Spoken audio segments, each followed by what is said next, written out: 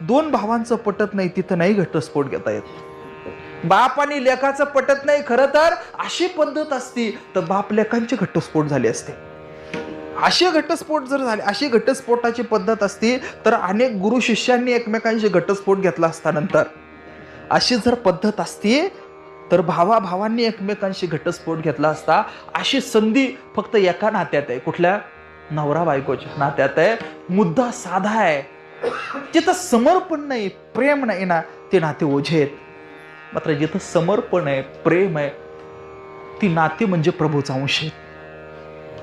ती नाते म्हणजे प्रभूचा अंश आहे. काय कुठलंही नातं असू द्या. आणि आपण कल्पना करा की आई वडिलांना पांडुरंग स्वरूप मानलं आणि त्यांची सेवा केली तर पुंडलिकाचे भेटी परब्रह्म आले गा. गोष्ट अशी आई वडिलांचं नातं आणि त्या नात्याला आई वडिलांना विठोबा